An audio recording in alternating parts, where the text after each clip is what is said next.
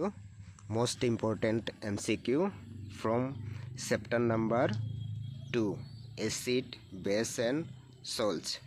Here first question to আছে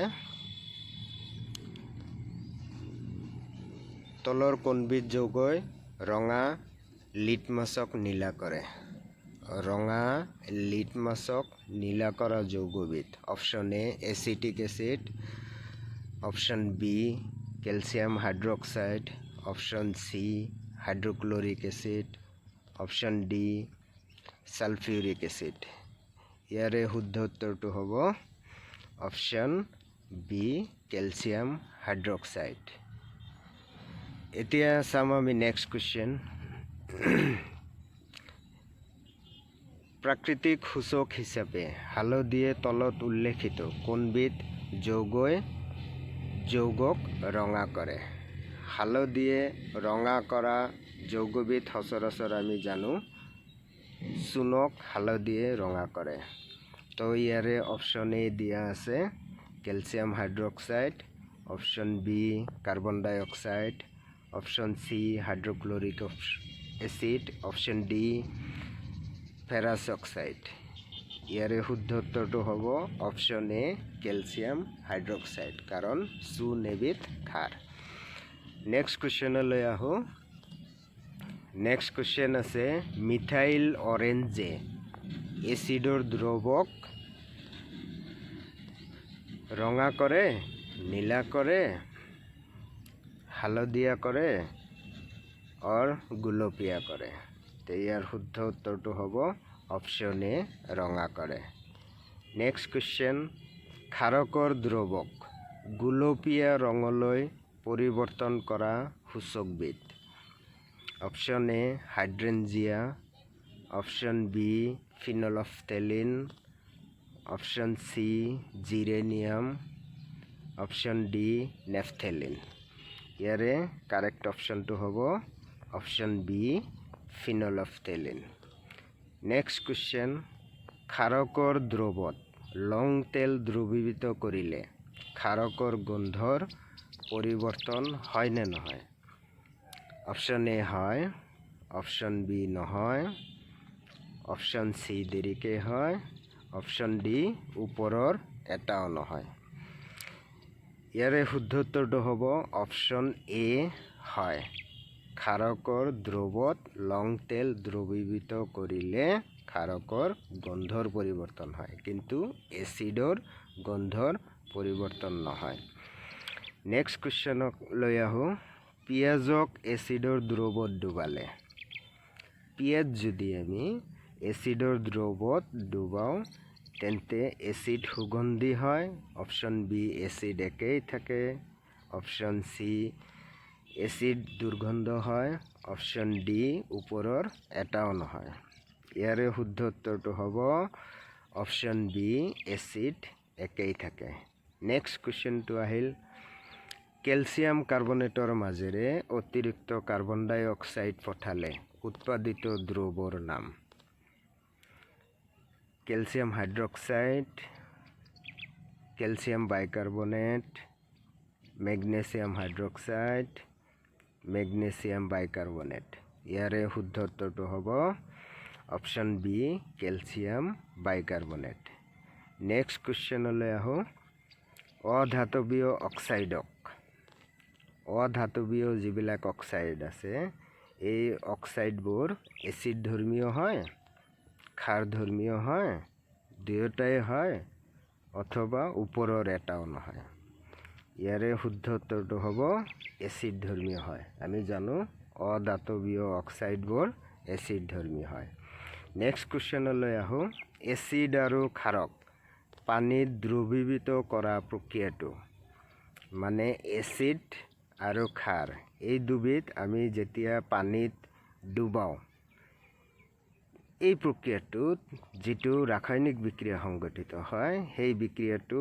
option A তাপবৰ্জী হয় option B তাপগ্ৰাহী হয় অপশ্যন সি তাপ বিজাৰক হয় অপশ্যন ডি তাপজাৰক হয় ইয়াৰে শুদ্ধ উত্তৰটো হ'ব অপশ্যন এ তাপবৰ্জী হয় নেক্সট কুৱেশ্যন এচিড আৰু ক্ষাৰকে ধাতুৰ লগত বিক্ৰিয়া কৰি তলত দিয়া কোনবিধ গেছৰ উৎপন্ন কৰে? এবিধ গেছ উৎপন্ন কৰে, সেই গেছবিধৰ নাম option A oxygen, option B hydrogen, option C carbon dioxide, option D phosphorus. আমি জানো এচিড বা ক্ষাৰে যেতিয়া ধাতুৰ লগত ৰাসায়নিক বিক্ৰিয়া কৰে তেতিয়া হাইড্ৰজেন নামৰ এবিধ গেছৰ উৎপন্ন কৰে। নেক্সট কুৱেশ্যনলৈ আহোঁ। ধাতৱ কাৰ্বনেট আৰু হাইড্ৰজেন কাৰ্বনেট এচিডৰ সৈতে বিক্ৰিয়া কৰি উৎপন্ন কৰা পদাৰ্থ। Option A Lavan, option B carbon dioxide, option C পানী আৰু অপশ্যন ডি ওপৰৰ আটাইকেইটা। ইয়াৰে শুদ্ধ উত্তৰটো হ'ব অপশ্যন ডি ওপৰৰ আটাইকেইটা, কাৰণ কাৰ্বনেট আৰু হাইড্ৰজেন কাৰ্বনেটৰ মাজত ৰাসায়নিক বিক্ৰিয়া হ'লে লৱণ, কাৰ্বন ডাই অক্সাইড আৰু পানী এই তিনিওটাও উৎপন্ন হয়। নেক্সট কুৱেশ্যনলৈ আহোঁ। অজীৰ্ণতাৰ বাবে চিকিৎসকসকলে ব্যৱহাৰ কৰা ক্ষাৰকবিধ। আমি সচৰাচৰ ফাৰ্মাচীবিলাকত দেখা পোৱা গুলপীয়া বৰণৰ এই বটলবিলাকত কি থাকে? Option A sodium hydroxide, option B potassium hydroxide, option C calcium hydroxide, option D magnesium hydroxide. ইয়াৰে শুদ্ধ উত্তৰটো হ'ব option D magnesium hydroxide. Next কুৱেশ্যনলৈ আহোঁ। চোৰাত পাতৰ শুঙত থকা এচিডবিধ।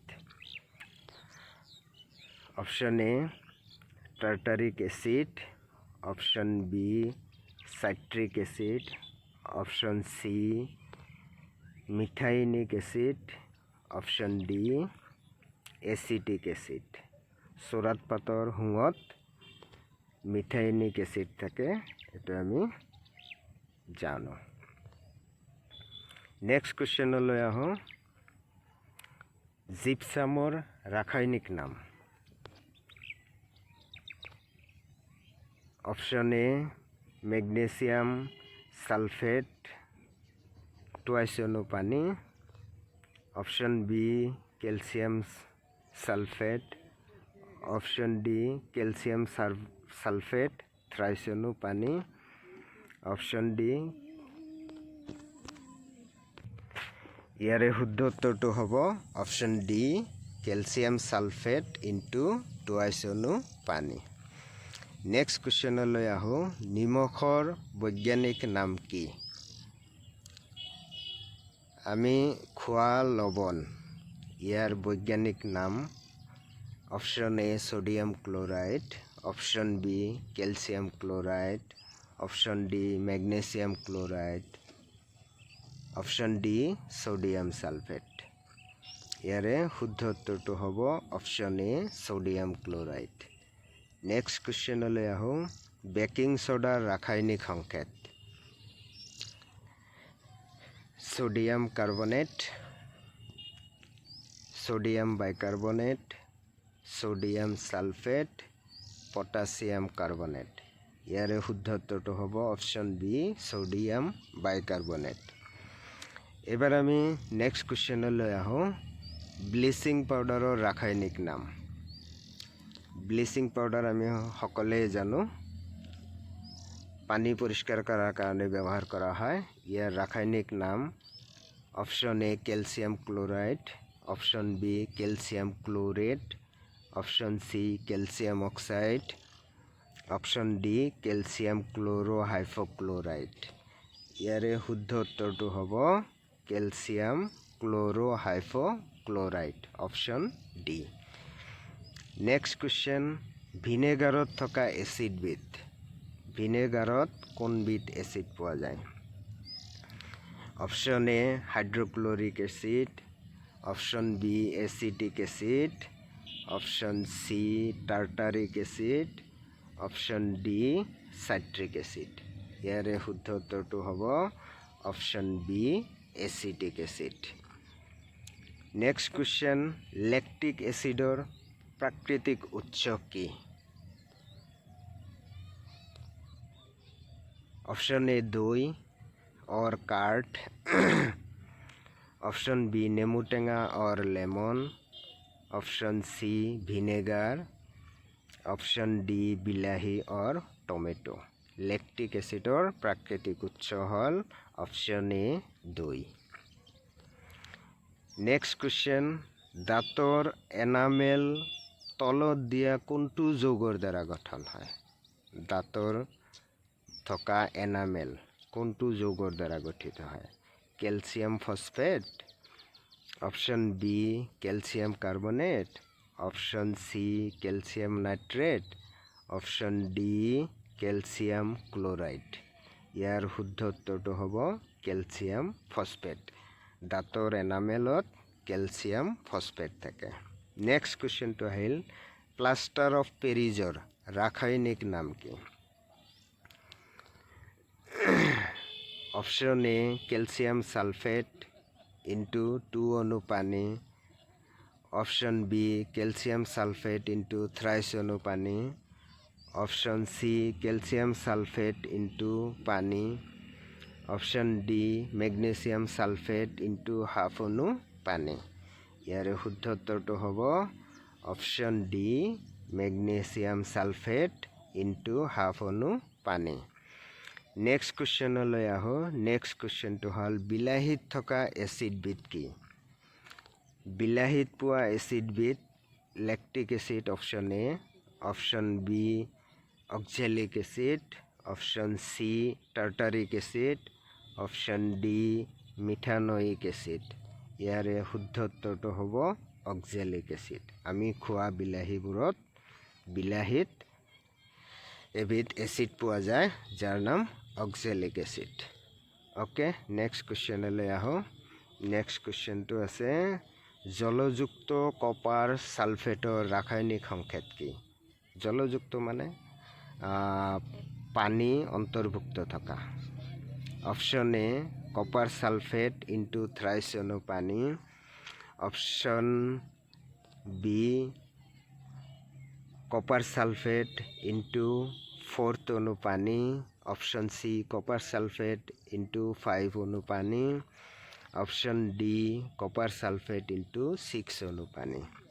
ইয়াৰ শুদ্ধ উত্তৰটো হ'ব option C copper sulphate into 5 time পানী। নেক্সট কুৱেশ্যনলৈ আহোঁ।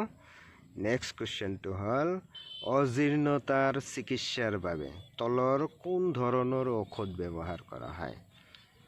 অজীৰ্ণতা মানে হজম নোহোৱা চিকিৎসাৰ বাবে ডক্টৰবিলাকে কোনটো ঔষধ ব্যৱহাৰ কৰে? Option A antibiotic, option B বেদনা নাশক, অপশ্যন সি অম্লনাশক, অপশ্যন ডি বীজাণু ভাৰক। ইয়াৰে শুদ্ধ উত্তৰটো হ'ব অম্লনাশক, অপশ্যন সি। নেক্সট কুৱেশ্যনলৈ আহোঁ। কোনো দ্ৰৱৰ pH-ৰ মান প্ৰায় 2.2, দ্ৰৱত থকা এচিড তলত দিয়া কোনবিধ ফলৰ ৰস? অপশ্যন এ ঔটেঙা or elephant apple, option B নেমু টেঙা অর লেমন, অপশ্যন সি কমলা টেঙা অর অরেঞ্জ, অপশ্যন ডি মৌচুমী অর সুইট লাইম। ইয়াৰে শুদ্ধ উত্তৰটো হ'ব অপশ্যন বি নেমু টেঙা।